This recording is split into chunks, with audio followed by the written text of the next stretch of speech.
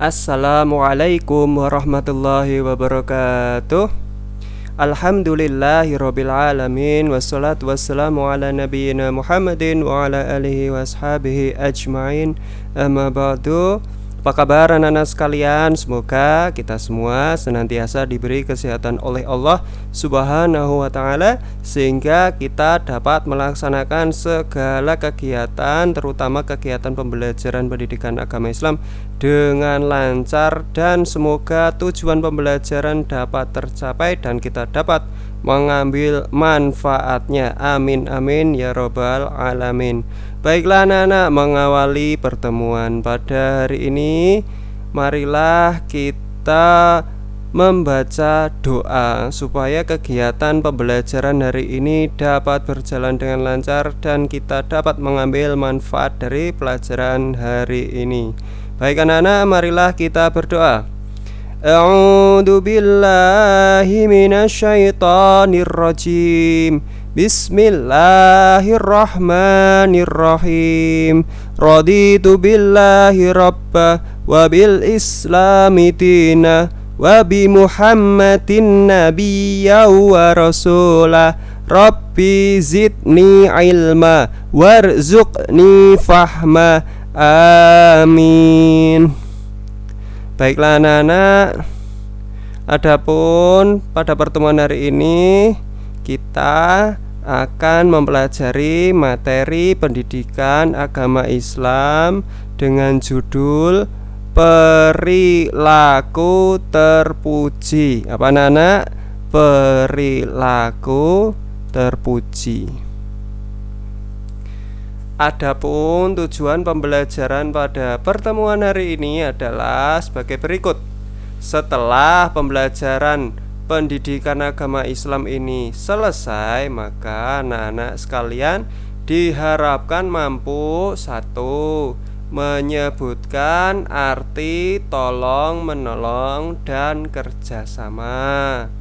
2. Menjelaskan manfaat tolong menolong dan kerjasama. 3. Menunjukkan sikap tolong menolong dan kerjasama. Nah, supaya ketiga tujuan ini dapat terlaksana, maka anak-anak sekalian diharapkan atau disarankan untuk menyimak materi pembelajaran yang disampaikan oleh Pak Fajrin Maulana. Disimak dengan baik, diperhatikan dengan seksama. Nanti setelah diperhatikan, nanti Pak Fajrin setelah selesai memberi materi akan memberi anak-anak soal untuk menguji apakah anak-anak benar-benar menyimak materi dengan baik atau tidak. Baik, yang pertama, materi yang akan kita bahas adalah arti kerjasama. Apa itu kerjasama? Kerjasama adalah mengerjakan suatu tugas secara bersama-sama agar cepat selesai dan hemat tenaga. Jadi kerjasama apa anak-anak?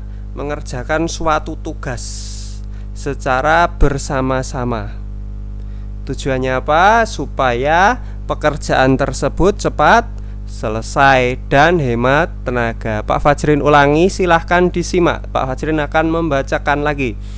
Kerjasama adalah mengerjakan suatu tugas secara bersama-sama agar cepat selesai dan hemat tenaga. Jadi tujuan kerjasama adalah supaya cepat selesai dan hemat tenaga. Nah, kerjasama itu ada yang diperbolehkan dan ada yang dilarang. Nah, contohnya apa anak-anak?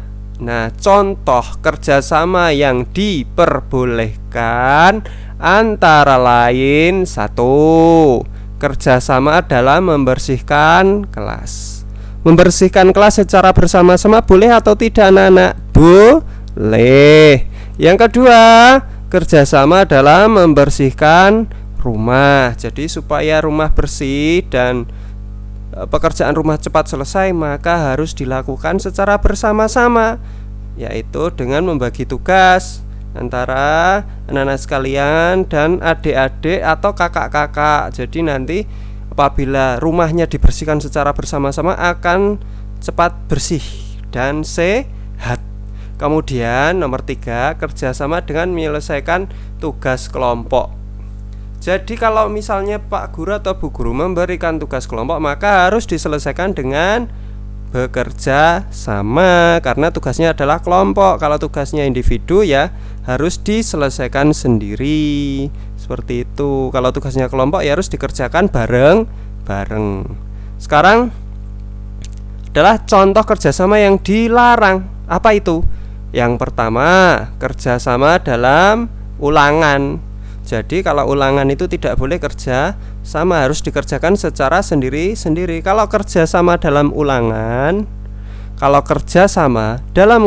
disebut dengan mencontek. Nah, mencontek ini adalah perbuatan yang dilarang, perbuatan yang curang. Sedangkan perbuatan curang itu dilarang oleh Allah Subhanahu wa ta'ala. Nomor 2, kerjasama untuk menjahili teman. Jadi misalnya ini ada teman kalian ya, yang kebetulan kalian tidak suka. Kemudian kalian bekerja sama ingin memberi suatu ingin menyakiti atau mungkin ingin membuat dia menangis, itu tidak boleh. Jadi kerjasama untuk menjahili teman ini tidak boleh, dilarang. Nomor 3, kerjasama untuk mencuri mangga tetangga. Wah, ini nggak boleh ini. Jadi kalau tetangga mangganya ada yang buahnya terlihat dari jalan, kemudian mengajak temannya bekerja sama. Yang satu membawa alat, yang dua mengawasi keadaan sekitar, aman ndak. Terus kemudian sepakat untuk mencuri mangga. Lah itu kerjasama seperti itu tidak boleh. Itu adalah kerjasama yang tercela. Nanti akan mendapatkan dosa. Kemudian manfaat kerjasama. Manfaat kerjasama itu apa anak-anak? Nah, supaya anak-anak tahu manfaat kerjasama, maka Pak Fajrin akan menjelaskan apa itu manfaat dulu. Jadi kadangkala Pak Fajrin sedih kalau misalnya anak-anak itu menjawab soal dengan jawaban yang ngawur. Ketika anak-anak itu disuruh untuk menyebutkan manfaat sesuatu, maka anak-anak yang misalnya anak-anak disuruh sebutkan manfaat dari sholat atau manfaat dari perilaku terpuji, malah justru anak-anak itu menyebutnya adalah contoh perilaku terpuji, dan itu salah. Berarti anak-anak tidak memahami apa yang dimaksud dengan manfaat. Manfaat itu adalah keuntungan. Jadi manfaat kerjasama itu adalah keuntungan yang kita dapatkan setelah kita melakukan kerja sama. Jadi manfaat kerjasama yang pertama adalah menumbuhkan semangat persatuan. Itu yang pertama. Karena apa? Dengan kerjasama maka kita akan timbul rasa saling memiliki, saling mengasihi, saling menyayangi, sehingga hubungan antar tetangga, hubungan antar teman itu menjadi erat. Jadi muncullah yang namanya semangat persatuan. Kemudian nomor 2, pekerjaan dapat lebih cepat selesai. Nah, betul. Kalau suatu pekerjaan, misalnya membersihkan rumah, itu dikerjakan secara bersama-sama, dikerjakan oleh orang yang banyak, maka akan cepat selesai. Kemudian pekerjaan menjadi lebih ringan. Jadi misalnya kita menyapu rumah, apabila dikerjakan secara bersama-sama, maka tidak akan terasa berat, yang ada akan terasa ringan. Jadi misalnya anak-anak sekalian dikasih amanah untuk membersihkan ruangan. Nah, ruangannya itu misalnya sebesar aula. Kalau dikerjakan sendiri nanti akan menjadi lama dan juga anak-anak pasti kecapean. Nah, supaya tidak terjadi seperti itu, maka dikerjakan dengan bareng-bareng, dikerjakan bersama-sama dengan teman yang lain. Jadi misalnya membersihkan ruangan yang luasnya seperti aula itu, kemudian dikerjakan rame-rame, maka kira-kira akan cepat selesai atau tidak anak-anak? Cepat selesai. Oke, kita lanjut. Yang kedua atau selanjutnya adalah arti tolong menolong. Baik anak-anak, menurut anak-anak tolong menolong itu apa?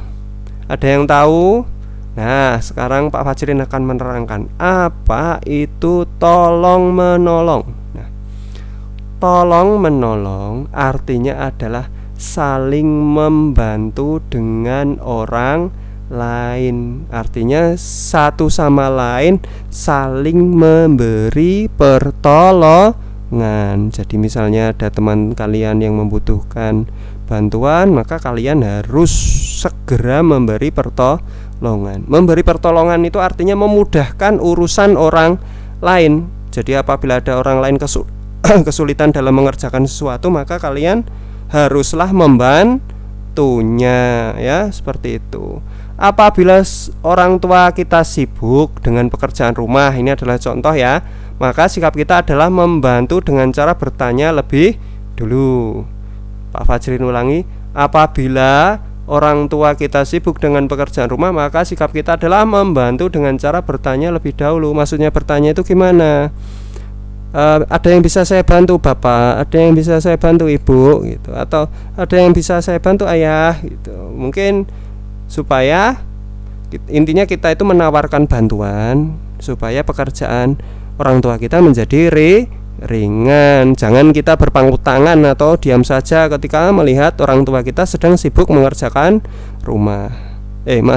sibuk mengerjakan tugas pekerjaan rumah. Misalnya kayak mencuci piring gitu kan. Maka kita sebagai anak yang sholih haruslah menawarkan bantuan supaya orang tua kita tidak kecapean dan tugas orang tua menjadi ringan. Nah, Allah Subhanahu wa ta'ala memerintahkan kita agar selalu tolong menolong dalam kebaikan dan melarang kita untuk tolong menolong dalam kejahatan atau perbuatan dosa. Hal ini tertuang dalam surat Al-Maidah ayat 2 yang bunyinya wa ta'awanu 'alal birri wat taqwa wa la ta'awanu 'alal itsmi wal 'udwan. Ini di bawahnya ada latinnya. Bunyinya ya sama, wa ta'awanu 'alal birri wat taqwa wa la ta'awanu 'alal itsmi wal 'udwan. Jadi kalau ada soal misalnya meneruskan ayat ini, misalnya ya, wa ta'awanu 'alal birri wat taqwa wa la ta'awanu 'alal itsmi wal titik-titik, maka dilanjutkan dengan udwan, ya. Diingat-ingat ya anak-anak. Pak Fajrin ulangi, wa ta'awanu 'alal birri wat taqwa wa la ta'awanu 'alal itsmi wal udwan. Artinya apa anak-anak? Dan tolong menolonglah kamu dalam kebaikan dan ketakwaan, serta jangan tolong menolong dalam perbuatan dosa dan pelanggaran. Maksudnya pelanggaran adalah melanggar syariat Allah, melanggar aturan dari Allah. Adapun cara melakukan tolong menolong dalam keluarga, misalnya contoh membantu ibu menjemur baju, membantu ibu mencuci piring dan gelas, membantu ayah membersihkan rumah, membantu adik mengerjakan PR. Jadi misalnya adik mengerjakan PR tapi kesulitan, ya kita harus dengan sukarela membantu supaya adik tidak kesulitan, diwarahi, diajari kalau ada soal-soal yang adik belum paham. Kemudian adapun cara tolong menolong di sekolah, misalnya mengerjakan tugas kelompok secara bersama-sama, mengantar teman ke UKS ketika ada teman yang sakit di sekolah. Jadi misalnya teman kita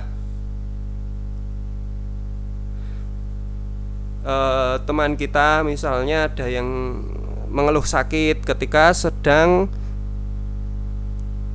ada mengikuti pelajaran, misalnya pelajaran tematik sedang diajarkan oleh Bu Anita misalnya, ya Bu Anita mengajar, kemudian ada teman yang mengeluh sakit perut atau apa, maka kita selaku teman yang baik harus mengantarkan teman tersebut menuju UKS dan memintakan obat kepada bapak atau ibu guru. Kemudian apa selain itu? Yaitu meminjami catatan untuk teman yang ketinggalan materi pelajaran. Jadi kita harus sukarela meminjami teman kita catatan ketika teman kita ketinggalan materi pelajaran. Misalnya teman kita mencatat, kemudian tahu-tahu papan tulis sudah dihapus oleh ibu guru. Oleh karena itu kita dengan sukarela harus meminjami dia catatan atas kekurangan-kekurangan catatan yang ketinggalan tersebut, ya. Sampai di sini paham anak-anak? Oke, kalau sudah paham, Pak Fajrin akan melanjutkan materi berikutnya. Materi berikutnya adalah manfaat tolong menolong. Apa itu manfaat tolong menolong? Yaitu 1. Mempercepat selesainya pekerjaan, mempererat persaudaraan, pekerjaan yang berat menjadi ringan, menumbuhkan kerukunan antar sesama manusia, menghemat tenaga karena dikerjakan bersama-sama, menghemat biaya, kemudian saling bertukar pikiran dan saling memahami. Kalau Pak Fajrin terlalu cepat, maka Pak Fajrin akan mengulangi dengan tempo yang agak lambat. Manfaat tolong menolong. Yang pertama, mempercepat selesainya pekerjaan. Yang kedua, mempererat persaudaraan. Yang ketiga, pekerjaan yang berat menjadi ringan. Yang keempat, menumbuhkan kerukunan antar sesama manusia. Yang kelima, menghemat tenaga karena dikerjakan bersama-sama. Yang keenam, menghemat biaya. Yang ketujuh, saling bertukar pikiran dan saling memahami. Nah, adapun kesimpulan dari materi yang telah disampaikan Pak Fajrin tadi adalah Allah memerintahkan kita agar selalu tolong menolong atau bekerja sama dalam kebaikan, serta melarang kita tolong menolong dalam perbuatan dosa. Kita sebagai umat manusia adalah makhluk sosial, artinya makhluk yang membutuhkan pertolongan orang lain. Agar kita mendapatkan pertolongan dari orang lain, maka kita wajib memberikan pertolongan pada orang yang membutuhkan. Menolong bagi orang yang membutuhkan adalah bagian dari sodakoh, karena sodakoh itu artinya adalah seluruh perbuatan baik atau perbuatan yang dicintai oleh Allah Subhanahu wa ta'ala. Baiklah anak-anak, sementara materinya sampai di sini dulu. Apabila ada kekurangan dari Pak Fajrin dalam memberi penjelasan, mohon dimaafkan. Baik anak-anak, selanjutnya marilah kita tutup pembelajaran hari ini dengan doa kafaratul majelis. Subhanakallahumma wa bihamdika asyhadu an la ilaha illa anta astaghfiruka wa atubu ilaik. Assalamualaikum warahmatullahi wabarakatuh.